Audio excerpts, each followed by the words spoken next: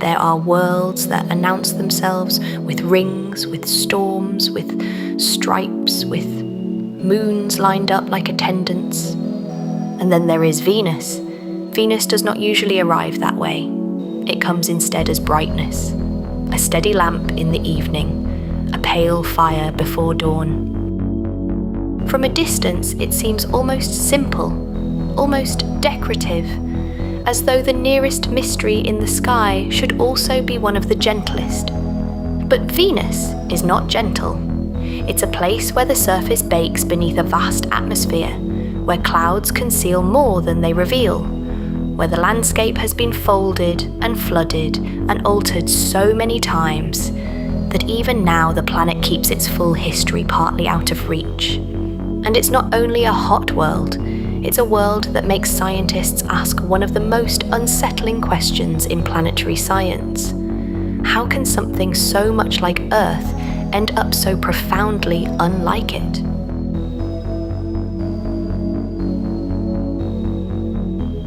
Welcome in, I'm Madeline Rowe, and tonight we open the file on Venus, Earth's bright and troubled twin. And if you enjoy these calm, research-backed journeys through science, please subscribe, and I'll have another case waiting for you very soon.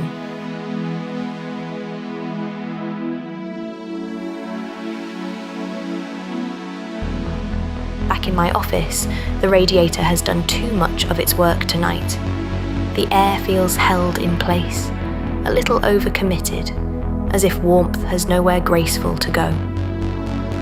The window beside the desk is dim and reflective, giving back only a softened version of the room. A folder sits under the lamp with a short label on its cover, Venus. It's the kind of label that looks tidy until you open it. Our neighbouring planet can do that to a person. It can seem like a bright, polished thing from a distance, and then, with one page turned, become all pressure and trapped heat, and a sky that never quite clears. If you had only your eyes to go on, you might forgive the long centuries of misunderstanding. Venus is brilliant. It is often the brightest planet in our sky, sometimes startling enough in twilight that people mistake it for something much nearer, something caught in the atmosphere, something hovering where no star should be. Seen from Earth through ordinary visible light, though, Venus has always been frustrating. Other worlds offer markings and belts and rings and shadows that invite interpretation. Venus offers cloud. It shines, and it withholds. It became, for a very long time, a blank screen onto which people projected whatever they most wanted a nearby world to be. Long before spacecraft, Venus belonged first to naked eye astronomy, which is to say it belonged to pattern and recurrence. It rose before dawn or glowed after sunset. It wandered against the stars. It appeared faithful and strange at once. Many cultures noticed it as one of the most striking objects in the sky, sometimes treating the morning and evening appearances as separate celestial entities before recognizing they were one body following one path. There is something fitting in that old mistake. Venus still encourages double vision. From far away, it is luminous, almost serene. Up close, in the scientific sense of up close, it is severe beyond early imagination, bright and brutal, familiar and inaccessible. Even its first role in human thought contained the seed of its later scientific personality. When telescopes improved, Venus offered another disappointment that turned out to be a clue. It showed phases, waxing and waning like the moon, which helped confirm the Copernican picture of planets circling the sun. But phases are not landscapes. The telescope gave shape, not surface. Galileo could see Venus change from crescent to gibbous, but the cloud layer still kept the actual planet hidden.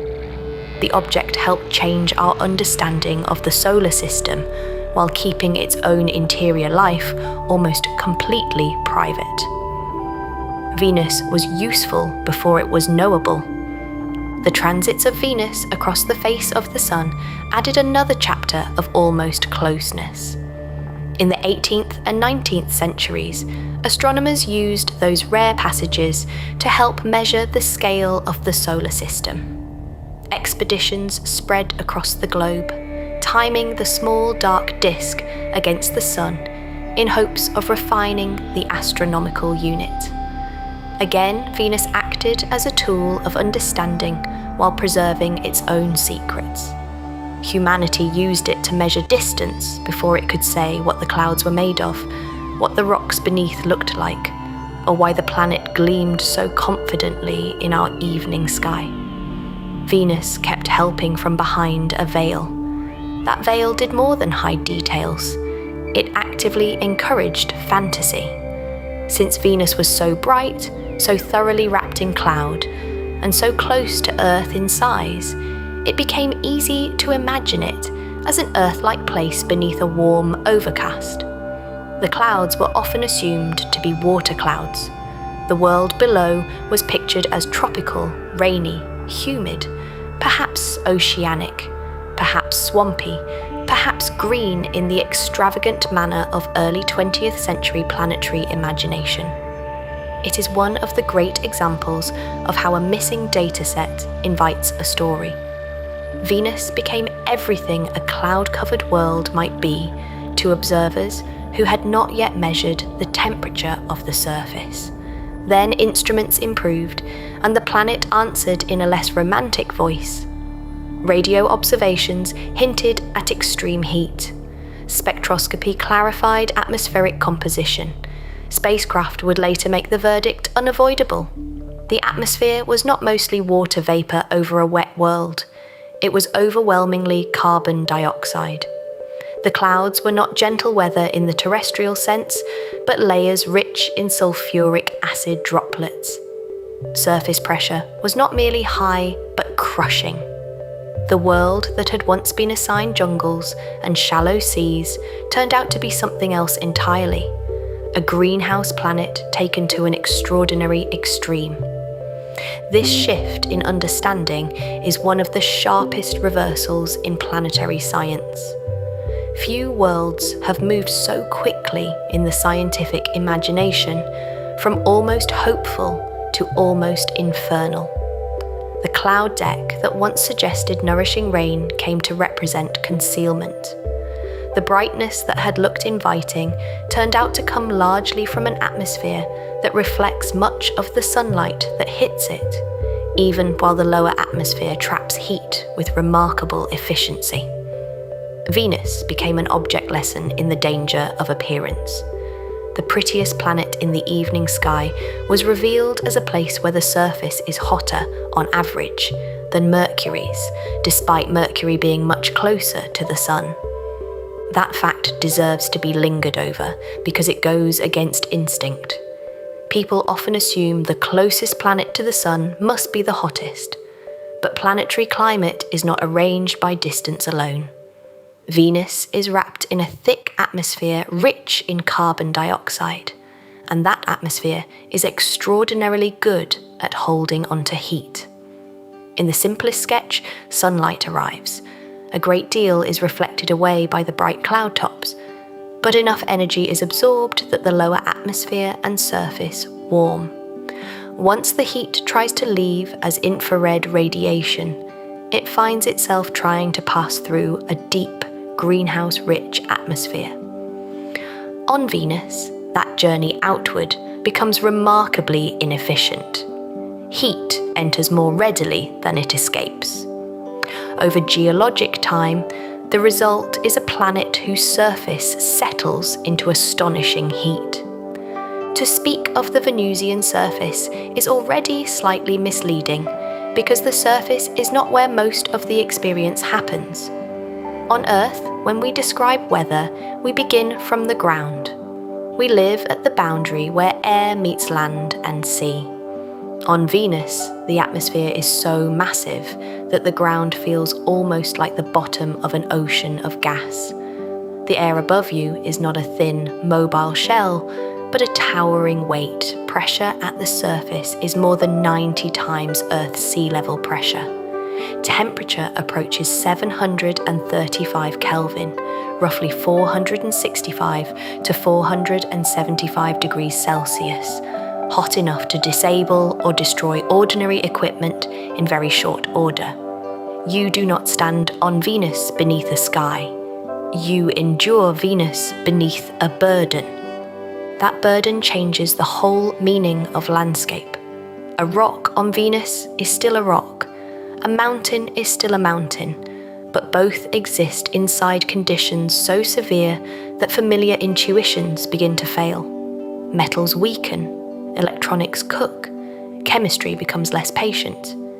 Even the atmosphere near the ground behaves in ways that feel more like a hot, compressed industrial fluid than the breathable, transparent medium we call air.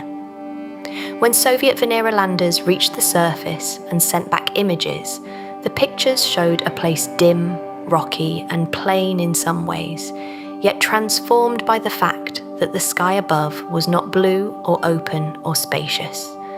It was the colour of filtration and burden. It was a sky that felt close.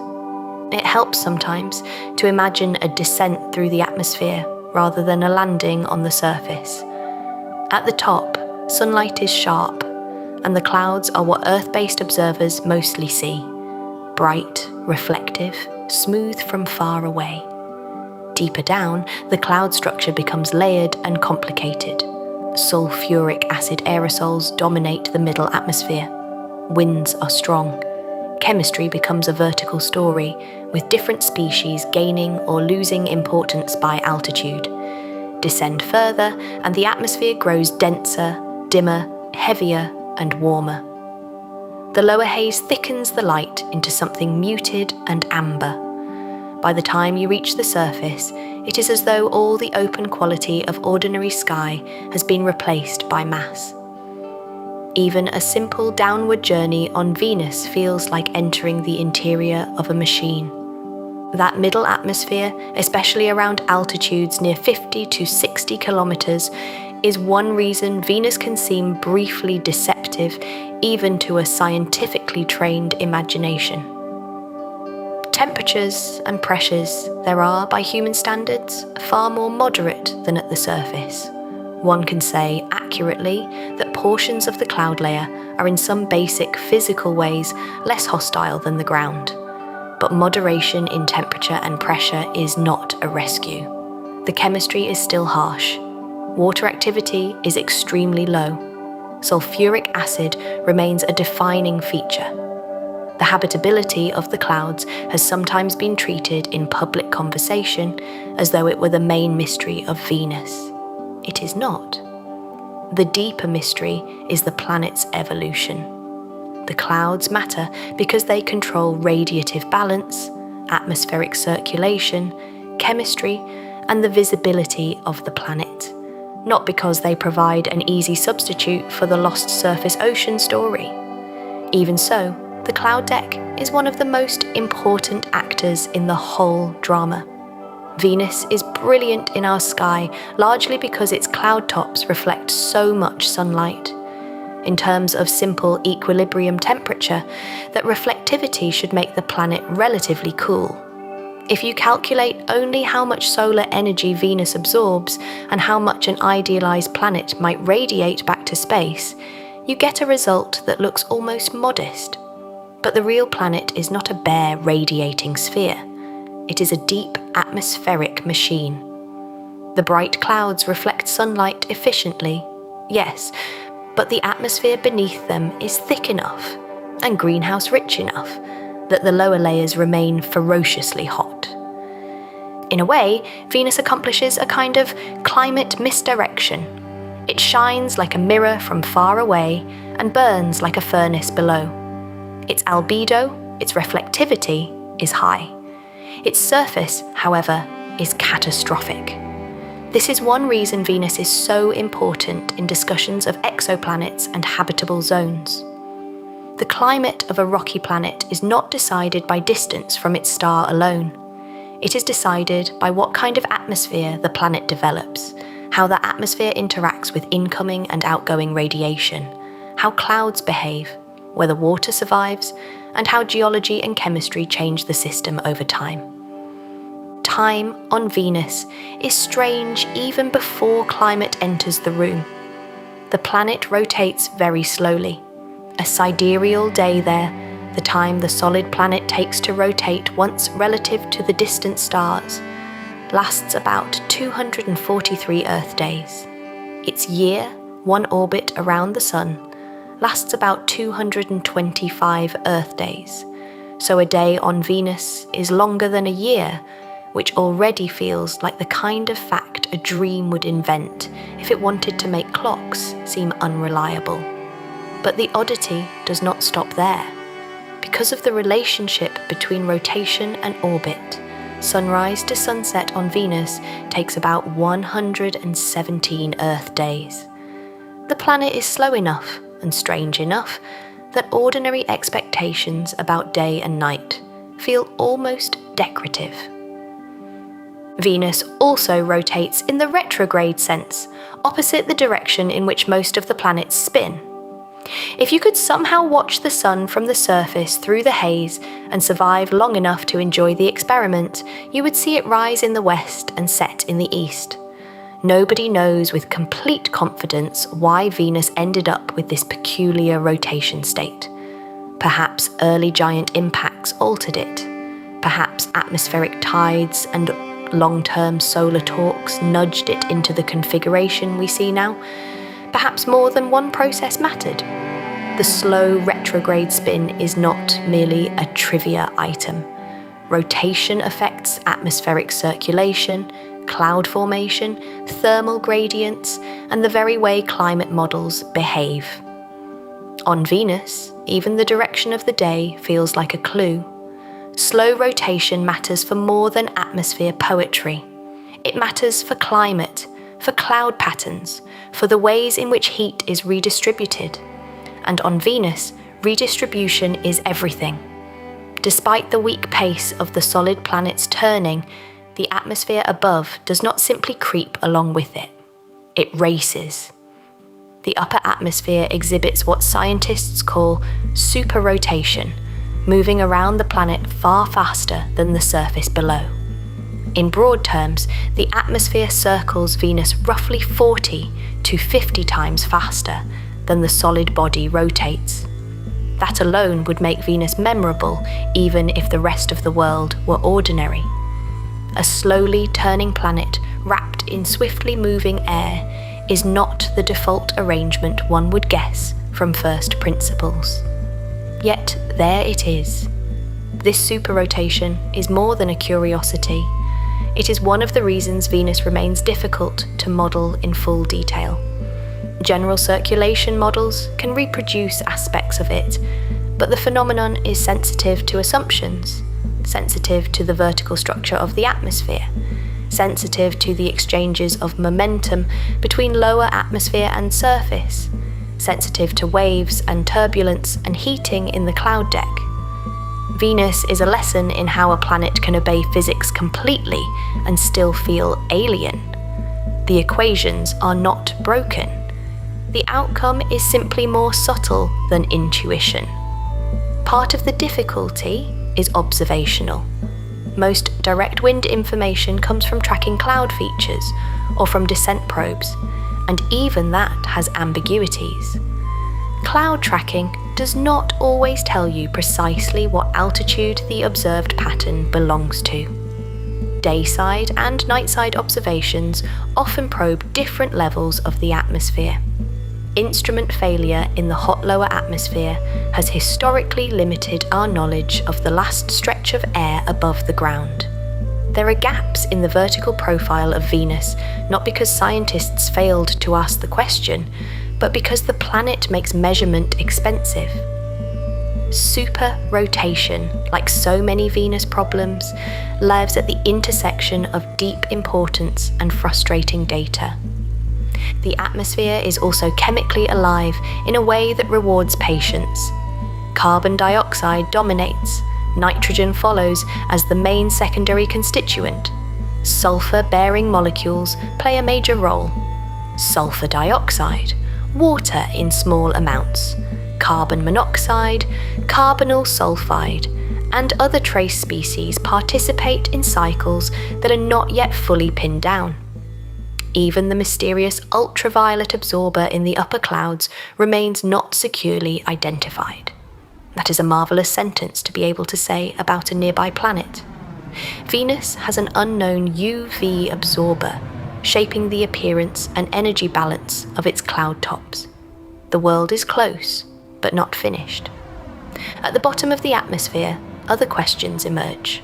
What chemical buffers help maintain such high carbon dioxide abundance? How do surface minerals interact with the gases above them? What trace gases vary with altitude because of chemistry, and which because of transport? How widespread are surface-atmosphere exchange processes?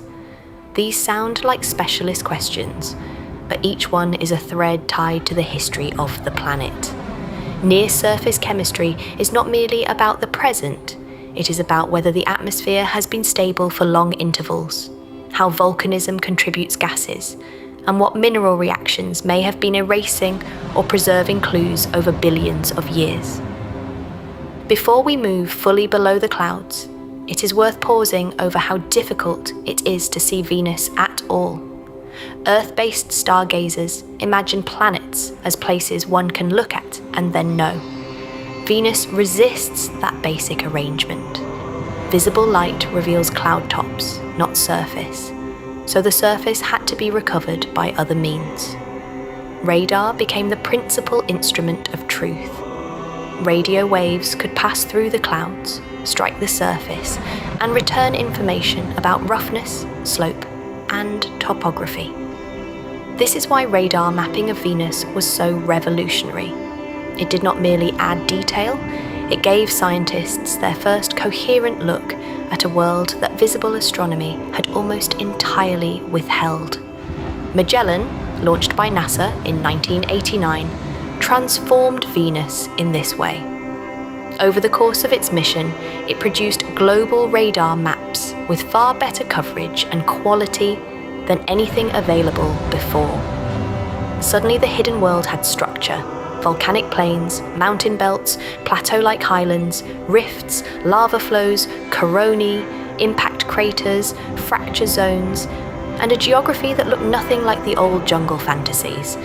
Magellan did for Venus what a clearing fog sometimes does for a coastline. It did not solve everything, but it replaced imagination with edges. The radar map revealed a planet that is geologically organized rather than geologically random. Lowland volcanic plains dominate huge expanses of the surface. Crustal plateaus and volcanic rises stand out as major physiographic classes. Rift zones and chasmata cut through some regions, signaling extension and deep thermal influence. Corona, those broad ring-like features associated with mantle upwelling and lithospheric deformation, appear across the planet like signatures of internal force, trying different ways to reach the surface. Venus is not covered in one kind of landform repeated endlessly. It is covered in evidence that interior heat has shaped the crust repeatedly and in more than one style. Among the named regions, two highland provinces often pull the eye first: Ishtar Terra and Aphrodite Terra. Ishtar Terra, in the northern hemisphere, is smaller but topographically dramatic, home to Maxwell Montes, the highest mountain range on Venus. Aphrodite Terra stretches near the equator for vast distances, a great elevated region whose scale feels continental, even though Venus doesn't have continents in the earthly tectonic sense. These features remind us that Venus is not merely plains under clouds. It has relief, provinces, and contrasts. The names help, but the deeper point is structural. Some parts of the crust rose, thickened, deformed, or responded to mantle processes differently from others. Maxwell-Montes, rising above the surrounding terrain, is especially evocative because it gives Venus one of the things we instinctively use to humanize a planet: mountains. Yet even here, the humanizing instinct must be corrected. A mountain on Venus is not a mountain one could climb in any ordinary sense. It is a mountain inside a furnace, under a mass of atmosphere, weathered and altered by chemistry unlike our own. Still, mountains matter because they tell us the crust is not passive. They tell us stress, uplift, compensation, and thermal history have all done their work. Relief is memory.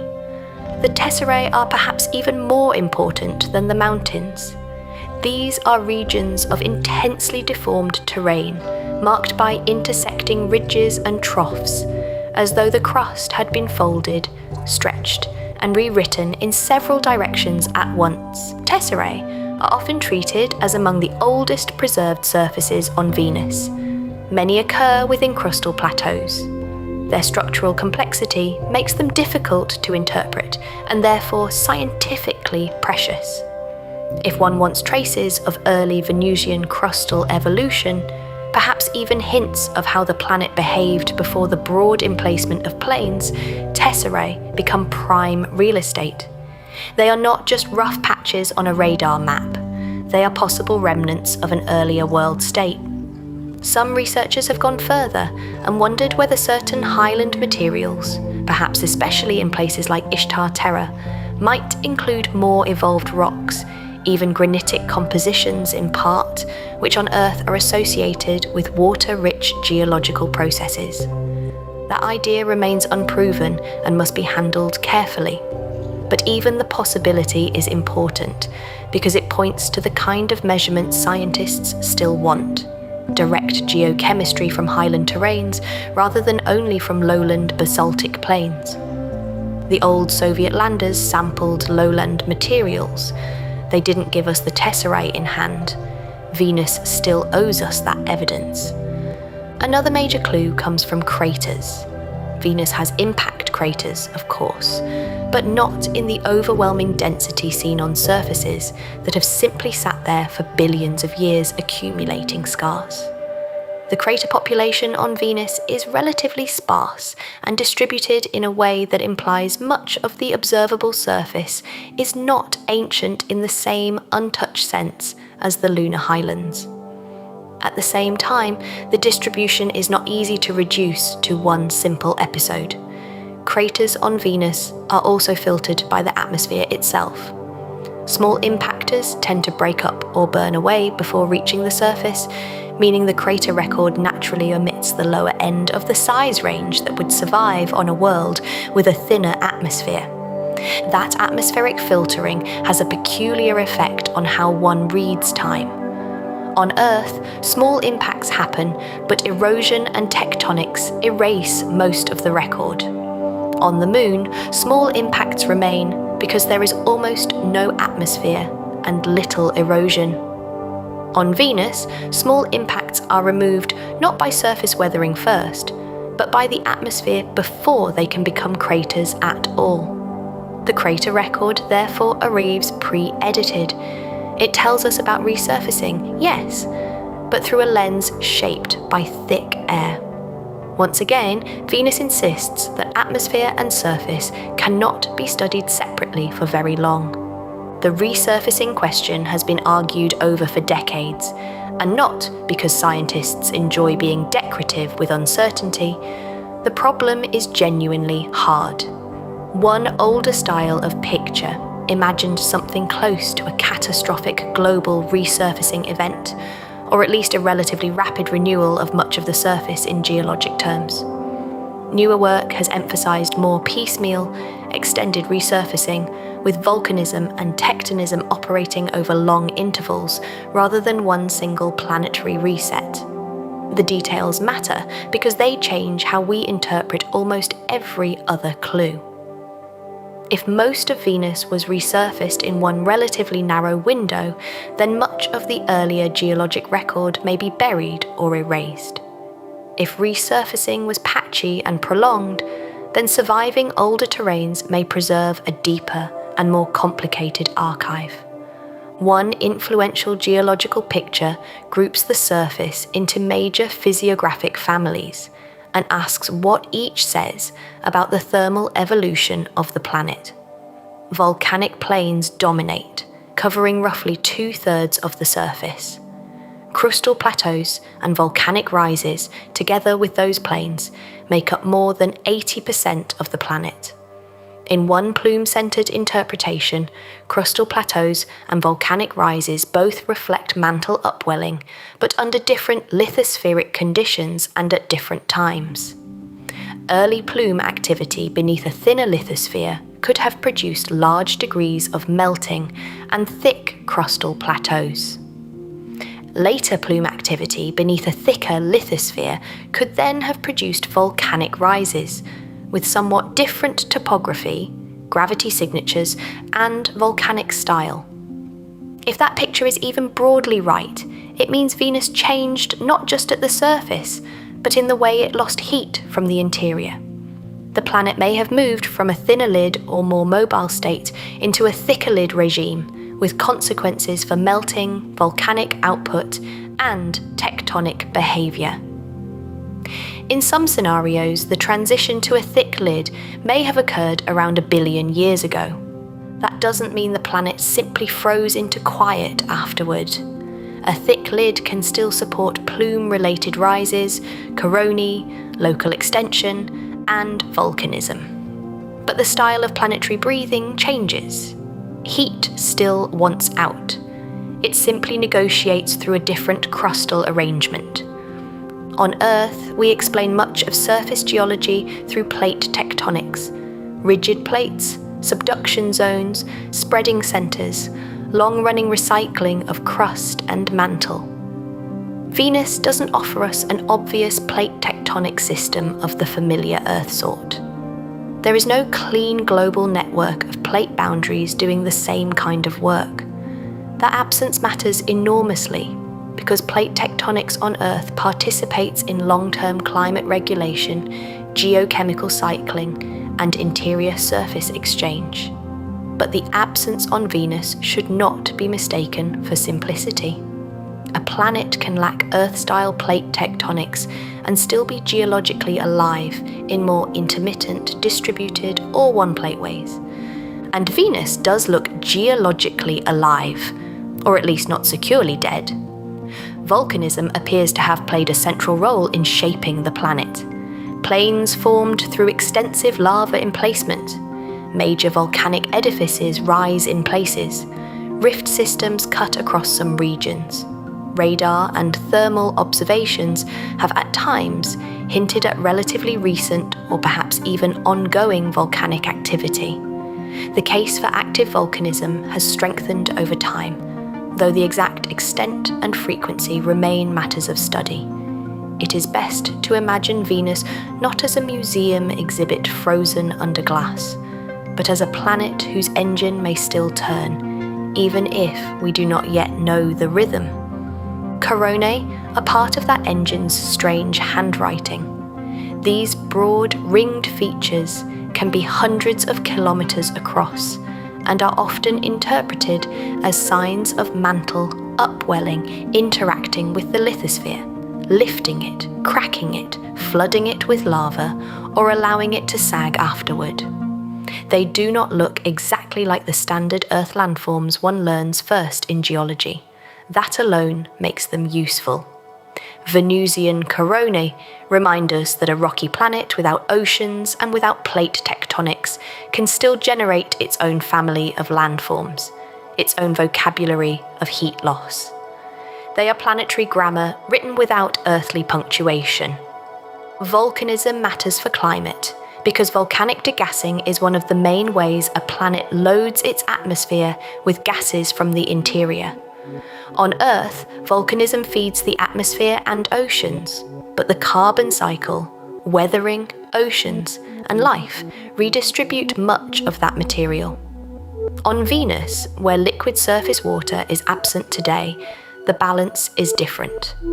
A one-plate volcanic planet can outgas without having the same efficient long-term surface sinks that Earth enjoys.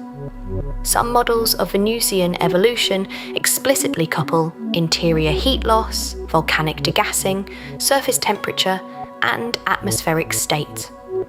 In the most evocative versions of that picture, volcanism and climate reinforce each other. More volcanism adds volatiles to the atmosphere. More greenhouse warming raises surface temperatures. Higher surface temperatures affect lithospheric heat flow and rheology, which in turn can influence interior behaviour and melting. The planet becomes a coupled system, not a pile of separate processes. That coupling is one reason Venus can feel almost personal when you study it for too long. It does not just have bad weather, it seems to have made itself and remade itself through feedbacks. A planet can do that. Once you grant deep time and enough energy, worlds become authors of their own conditions. Not entirely, of course. The sun matters. Initial composition matters. Orbital evolution matters. Impacts matter. But within those bounds, planets write with atmosphere and rock. The current atmosphere of Venus is mostly carbon dioxide, with nitrogen as the main secondary constituent and sulfur chemistry playing an outsized role in clouds and atmospheric processes. Water is present only in tiny amounts relative to Earth's inventory. That dryness is not a small detail. It is the central wound in the story. The question is not whether Venus lacks oceans now. It plainly does. The question is how much water it once had, when it lost it, and by what pathways the loss occurred. One of the most frequently cited clues is the ratio of deuterium to ordinary hydrogen in Venus's atmosphere. Deuterium is a heavier isotope of hydrogen. Because lighter hydrogen escapes more readily than deuterium, the enrichment of deuterium relative to earthly water can serve as a clue that Venus has lost substantial quantities of water over time. Measurements suggest Venus's deuterium to hydrogen ratio is about 150 times that of terrestrial water, with meaningful uncertainty around that value. This does not tell us, by itself, the whole size of Venus's former water inventory. Isotopic interpretation is complicated. Escape rates change. Volcanic and external sources matter. Primordial conditions matter. But the ratio is hard to read as anything other than a strong sign that water loss has been a major part of Venus's history. That is the kind of clue that invites exaggeration, so it is worth slowing down. A high D to H ratio does not give us a clean photograph of a lost ocean.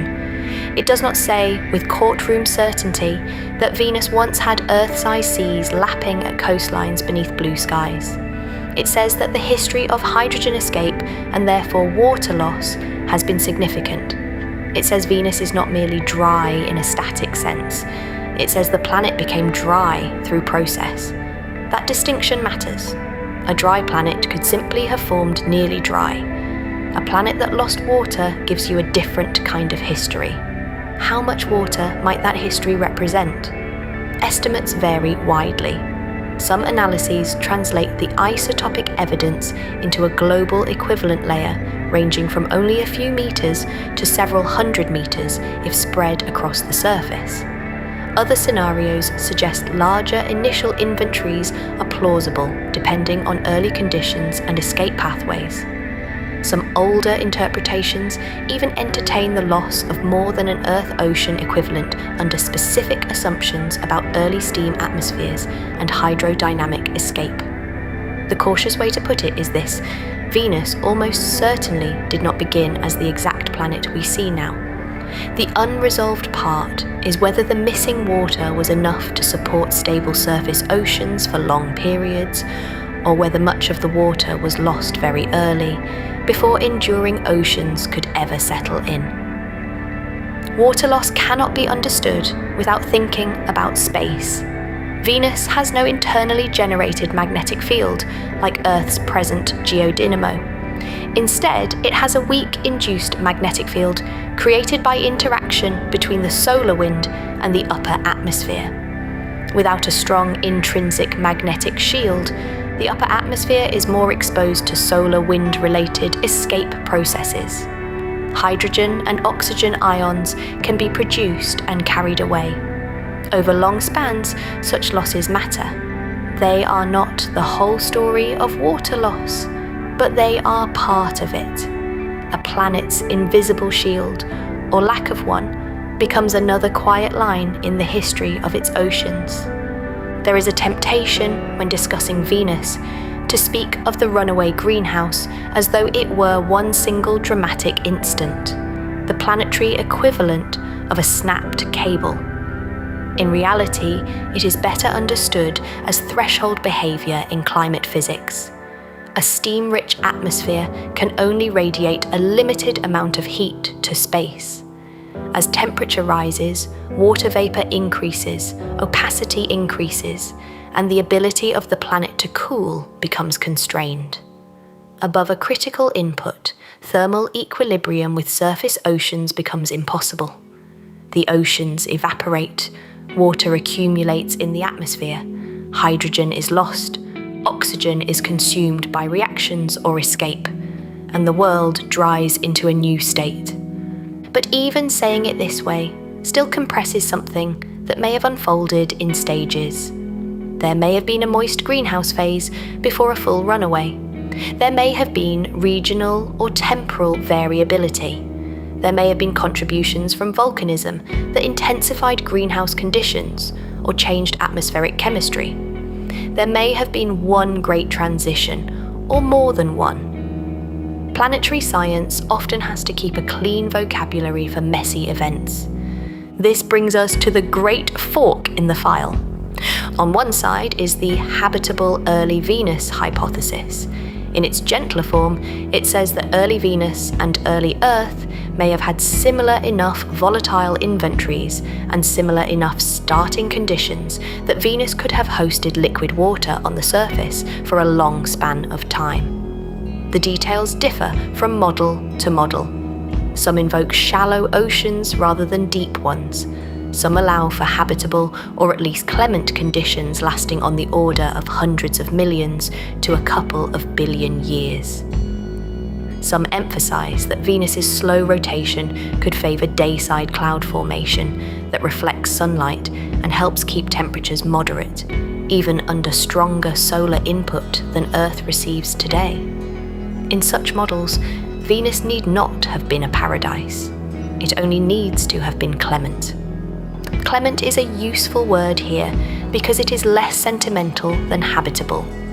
A clement planet is one where liquid water might persist, where temperatures are moderate enough, where atmosphere and surface could interact in ways that resemble the early Earth more than the present Venus. It does not promise continents full of forests. It does not promise life. It does not even promise long-term stability. It only says that for some meaningful span, the world may have sat on the gentler side of catastrophe. There are reasons this hypothesis remains attractive. Venus and Earth are similar in size and likely in bulk composition. Both probably emerged from accretion with very hot surfaces and steam-rich early atmospheres above magma oceans.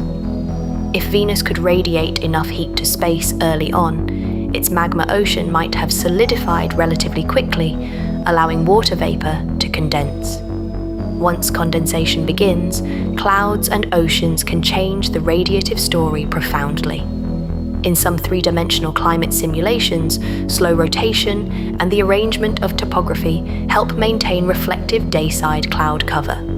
Those clouds act like a shield, reflecting incoming sunlight and lowering absorbed energy. In that picture, Venus does not stay temperate because it is distant.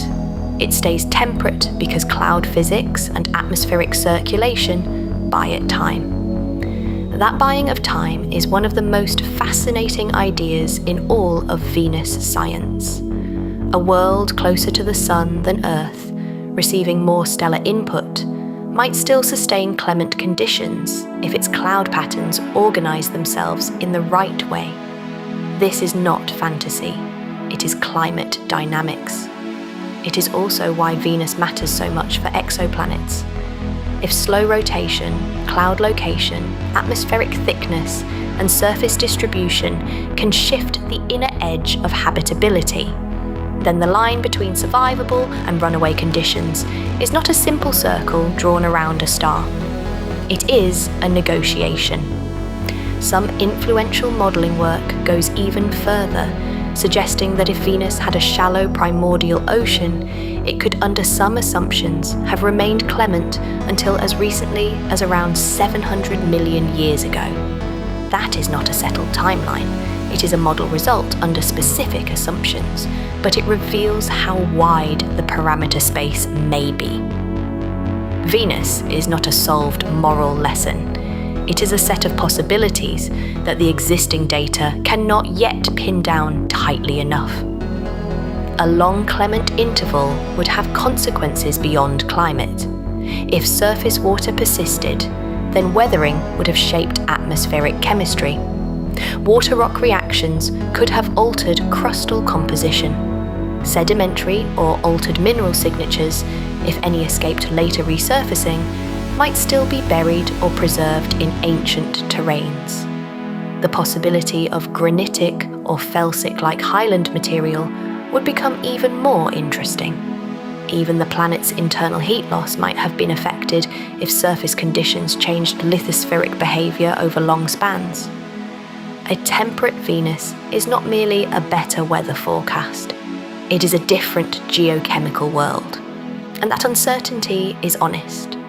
The best scientists studying Venus often sound careful to the point of restraint when talking about ancient oceans. They know how tempting the narrative is.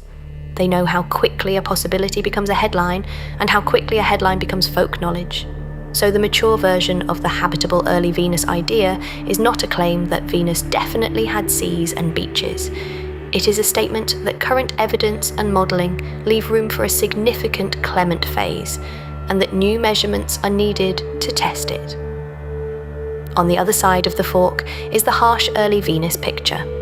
In this view, Venus may have crossed into trouble almost immediately, or at least before stable surface oceans could endure. The key idea is that the orbit of Venus may sit near a critical threshold for early rocky planets. If the young planet, with its steam atmosphere and magma ocean, could not radiate enough heat to space, then water vapour would remain aloft. The surface would remain too hot for condensation, and the only route toward cooling would be gradual loss of water to space. In that scenario, Venus does not enjoy a long clement chapter. It cooks, loses, and dries out before a gentler climate can take hold. This alternative remains plausible partly because so much depends on early cloud behaviour, early atmospheric mass, and poorly constrained post-accretion conditions. If clouds formed preferentially on the day side, they could help reflect sunlight and protect the surface. If, under some early conditions, clouds gathered differently, especially in ways that trapped rather than reflected heat, the story changes. If the early atmosphere was extremely massive from the start, radiative escape may have been more limited. If hydrodynamic escape removed water efficiently enough, a great deal of the planet's potential ocean could have vanished before ever becoming ocean in the familiar sense. There is a kind of elegance to this harsher picture too.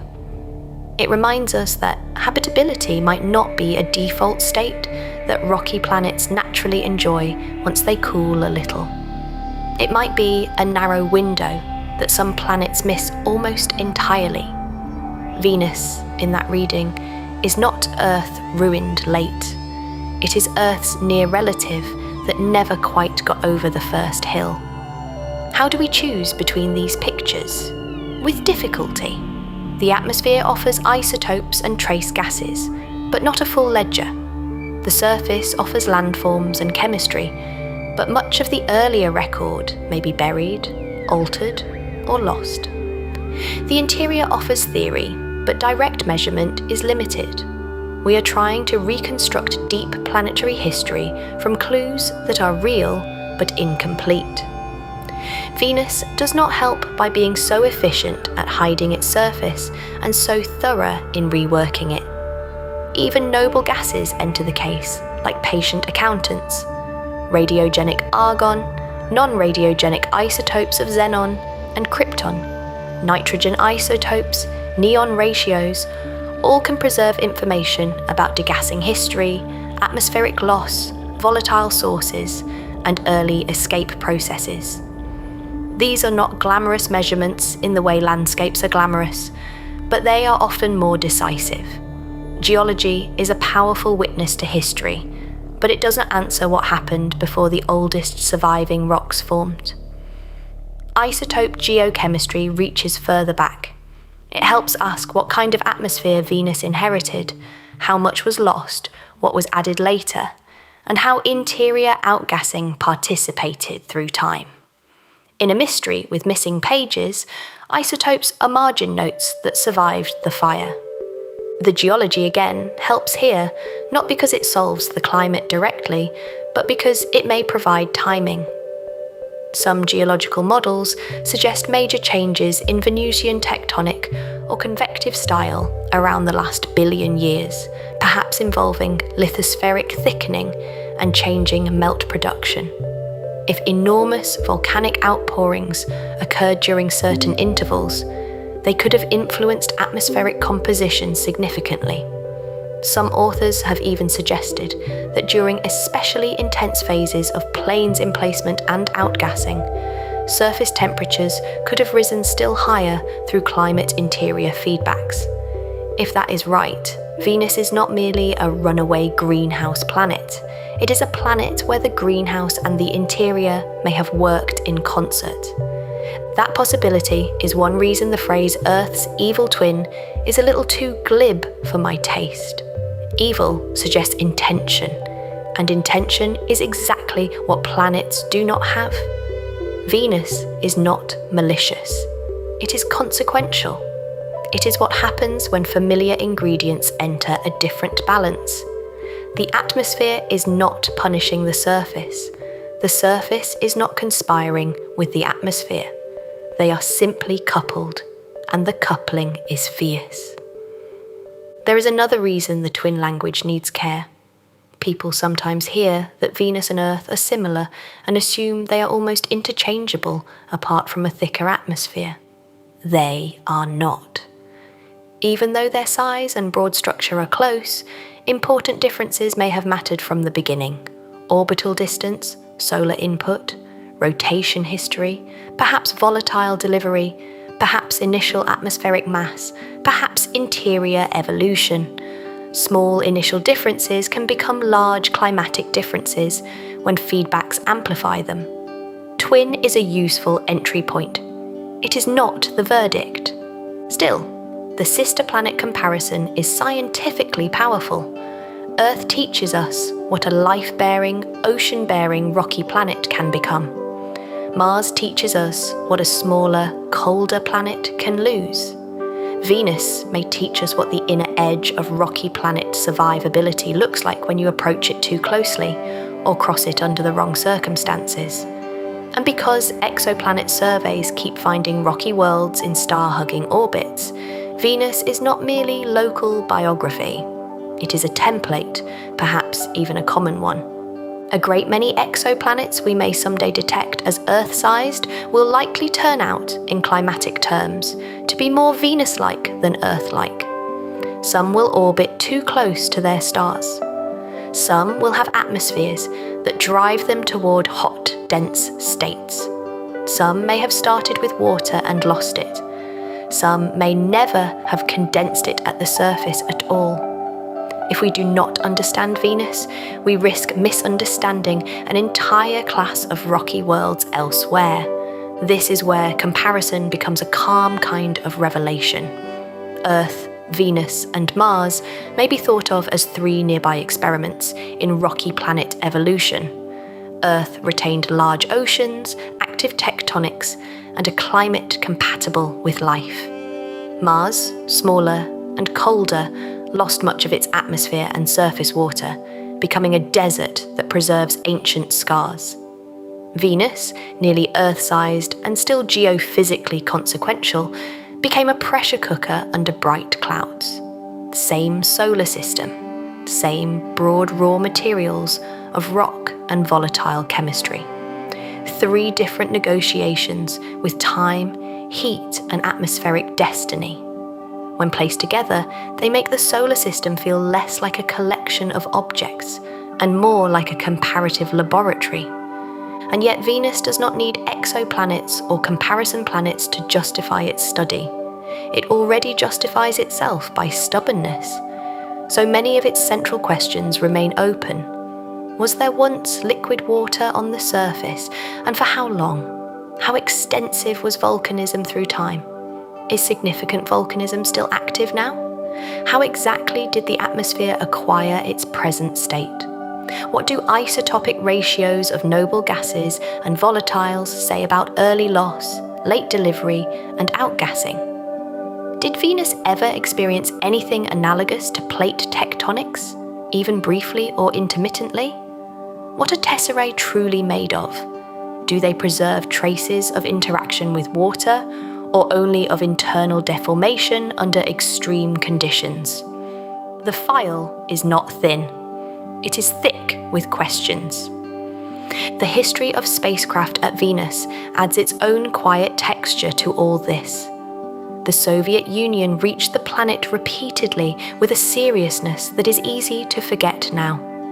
The Venera and Vega missions did not merely visit, they endured, however briefly, in conditions that destroy ordinary machinery almost at once.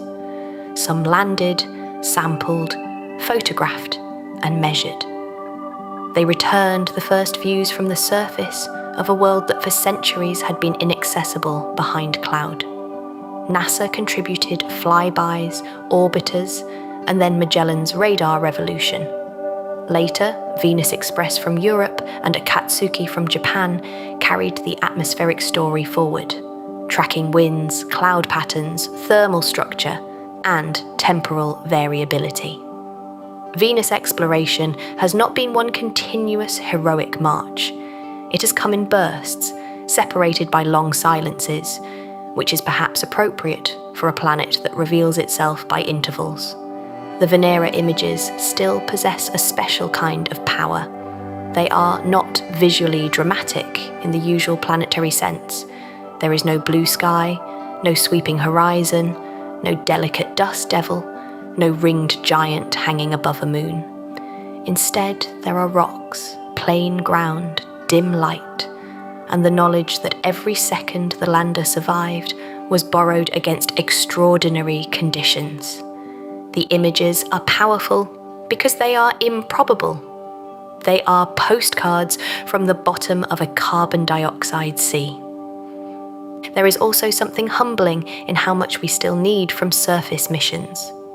The elemental analyses returned by earlier landers were invaluable, but not precise enough, broad enough, or geographically diverse enough to answer modern questions.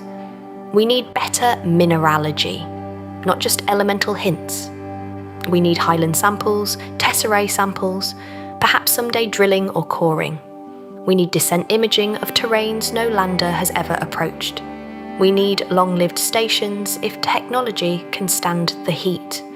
Venus is close enough to demand this ambition and difficult enough to justify it. Future radar mapping matters just as much. Magellan changed everything, but radar technology and data processing have advanced enormously since then. Meter-scale or near-meter-scale surface imaging could refine stratigraphy, reveal small vents and flow margins, constrain the stress history of tesserae, and search directly for recent surface changes due to volcanism or even wind-driven processes.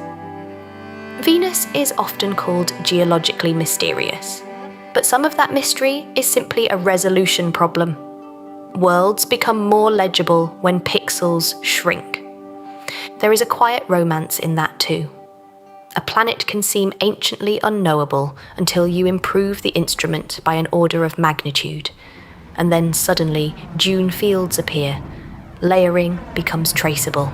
Volcanic flows separate into episodes, surface changes can be detected, and what looked like a static world begins to move again. Mars has taught us this lesson repeatedly. Venus may teach it next. That is why a new generation of Venus missions matters so much. Magellan taught us how to see the surface through radar. Venus Express and Akatsuki transformed our view of atmospheric dynamics and cloud behavior. But the next step is more ambitious. Orbiters with advanced radar can measure topography, surface deformation, and composition in far greater detail. Atmospheric probes can descend through the thick air and sample noble gases, isotopes, and chemistry that bear on the history of escape and outgassing. Together, these missions aim not merely to revisit Venus, but to separate the competing histories more cleanly. Da Vinci is designed to sample the atmosphere directly during descent, which matters because isotopes and trace gases are among the best surviving witnesses to the planet's evolution. Veritas is meant to map the surface and infer interior structure with improved radar and gravity measurements. Envision adds complementary radar and subsurface priorities, helping connect atmospheric, surface, and interior histories. Different agencies, different instruments, same essential question: what happened here? It is difficult not to admire the patience of that question. What happened here is the right question for a detective and for a planetary scientist, because it does not force the answer into a category too quickly. Not, was Venus once alive? Not, when did Venus die? Not, how close is Venus to Earth? Simply, what happened here? That question leaves room for a long clement interval, and for an early catastrophe, and for hybrid histories, and for surprises no one has framed properly yet. Even the atmosphere that currently makes Venus so difficult to observe can become, with the right instruments, a record rather than merely an obstacle. Noble gases do not react away easily. Isotopic ratios hold memory. The chemistry of sulfur species, the abundance of trace volatiles, the vertical profile of water, the details of cloud composition, all of these can tighten the plausible history. Likewise, the surface, if mapped well enough, can tell us whether deformation and volcanism were globally synchronized, regionally patchy, ancient, recent, or ongoing, in combinations we have not yet sorted. A planet hides best when it is under-observed. Venus has had the advantage of our neglect for long stretches. That advantage may be ending. There's also something fitting about the timing. For decades, Mars absorbed much of the public imagination and much of the mission traffic. Mars offers landscapes people can almost picture themselves standing in. It is dry, cold, dusty, and somehow available to the human eye. Venus is harder to love on first encounter. It is concealed, chemically harsh, unwalkable without improbable machinery, and deeply resistant to sentimental projection once you know the basics.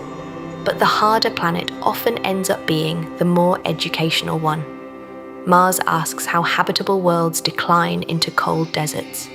Venus asks how almost Earths become climate catastrophes. And perhaps that is why Venus has a peculiar power in the mind. It is nearby enough to feel personal, but alien enough to feel like a warning. Not a warning in the simplistic sense, not a one-line political metaphor, but a warning about planetary complacency. Similarity is not safety. A rocky world with roughly Earth's size can still become unrecognizable. Climate is not guaranteed. Water is not guaranteed.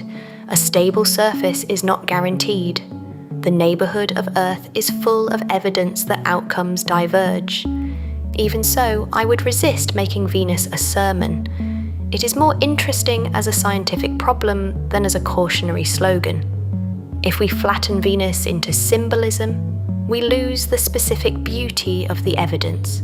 We lose the mystery of superrotation, the challenge of radar-bright tesserae, the puzzle of isotopic fractionation, the possibility of active volcanism, the role of cloud placement in planetary climate, the quiet drama of a world whose day is longer than its year. Venus deserves better than being reduced to an omen. It deserves to remain itself. And itself is strange enough. Imagine standing not on its surface, which would be fatal, but safely outside the whole business, able to watch the planet over very long time. You would see a bright cloud-wrapped globe circling the sun inside Earth's orbit. You would know that beneath that bright shell lies enough carbon dioxide to drive a vast greenhouse effect. You would know the atmosphere is moving quickly over a slowly turning ground.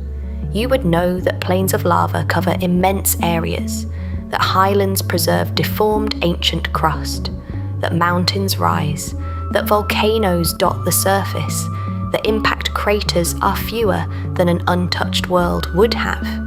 You would know that the planet once either held onto water for a meaningful interval or lost it before the interval could begin. And you would know, perhaps most important of all, that we still do not know which of those histories is closer to the truth. The not knowing is not a weakness in the story, it is the story. Venus is often introduced as a solved object because its present misery is so clear, hotter than Mercury, thick CO2 atmosphere, sulfuric acid clouds, crushing pressure, case closed. But modern conditions are only the first page. The real file opens after that.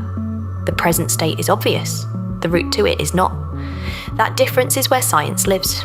Sometimes, I think the most revealing thing about Venus is that it was once misunderstood in two opposite directions. First, people imagined it too hospitable. Then, once the modern hellscape was established, it became tempting to imagine it had always been so. But planets do not owe us static identities. A world can be more changeable than our categories. Venus may have been clement and then catastrophic. It may have been nearly catastrophic from the outset and only become fully catastrophic later. It may have experienced stages we have not yet named cleanly. What matters is not attaching the neatest adjective. What matters is recovering the sequence. Sequence is everything in planetary history. Which came first? Ocean condensation or major escape? Thick clouds on the day side or heat-trapping cloud organisation elsewhere? Thin-lid convection or thick-lid stability? Extensive plains volcanism before or after key atmospheric transitions? Rapid resurfacing or gradual piecemeal reworking? Recent volcanism as a fading ember or as a continuing pulse? 1,000 different versions of Venus can be imagined. Only some of them can be made consistent with isotopes, geology, topography, atmospheric chemistry, and thermal physics all at once. This is why every new measurement matters disproportionately. A better noble gas inventory could rule out whole families of atmospheric history. Better tessera composition data could strengthen or weaken the case for water-rock interaction. More precise surface deformation measurements could catch active volcanism in the act. Improved gravity and topography could clarify lithospheric thickness and mantle behaviour. The difficulty of Venus exploration means that each increment of data has to do more work than it would on an easier planet. But that same difficulty is what makes every good measurement feel decisive. For a sleep story, perhaps this is an odd kind of comfort. The universe keeps its mysteries even nearby. One does not have to go to black holes or the beginning of time to find a world that resists summary. One can look at the evening star, that bright, steady object so many people have admired without knowing what they were admiring, and discover a planet where climate physics, geology, and deep time have arranged a puzzle of uncommon elegance. And there is elegance in the contrasts. Earth has oceans and active plate tectonics and a strong intrinsic magnetic field. Venus likely lacks Earth-style plate tectonics, lacks present surface water, lacks an intrinsic magnetic shield, and carries a massive CO2 atmosphere beneath acid clouds. Earth rotates briskly by planetary standards. Venus turns with extraordinary slowness. Earth's atmosphere moves with the planet in ways we consider ordinary because we were born inside them. Venusian air outruns the ground below. Earth's surface can be seen directly from space in visible wavelengths. Venus hides its surface behind cloud and gives it back only through radar or through narrow spectral windows and indirect methods. Similar mass, different choreography. It is no wonder that the planet once inspired myths. Bright things usually do. The ancient naming after a goddess of love and beauty feels almost mischievous in retrospect, though perhaps not entirely. Beauty and severity are not opposites in planetary science. Venus is beautiful. Its crescent phases are beautiful. Its cloud patterns are beautiful. The smooth intensity of its brightness is beautiful, and the physical story beneath that beauty is severe enough to command respect. In the folder on my desk, the pages feel warmer beneath the lamp than they did when I began. The window is still only reflecting the room. Outside, somewhere beyond the city light, and beyond the weather we actually inhabit, Venus is going about its slow, concealed business. It is not asking to be understood. Planets never ask, but it has left enough clues that we can keep trying. So what are we left with tonight? A world that probably began with many of the same broad ingredients as Earth. A world that now bears almost no surface resemblance to it. A planet whose atmosphere is deep, hot, carbon dioxide rich, and chemically unforgiving. A planet whose clouds both brighten it and hide it. A planet with plains, volcanoes, rises, tesserae, mountains, coronae, and a history of resurfacing that is not yet fully pinned down. A planet whose deuterium enrichment says water loss mattered. A planet whose early climate may have been clement for far longer than intuition would once have allowed, or may have failed early in ways we are only beginning to model properly. A planet that may still be volcanically active. A planet that sits at the boundary between familiar and cautionary. If Earth is the rocky world we know from within, Venus is the rocky world we study from the threshold. It reminds us that planetary science is not about classifying objects once and for all, but about tracing the long consequences of initial conditions and feedbacks. Same neighbourhood, different fate. Similar beginning, perhaps. Different atmosphere, certainly. Different surface, definitely. And somewhere in that divergence is a lesson not just about Venus, but about the whole family of rocky planets, including ones circling other stars. There is a final pleasure in that thought.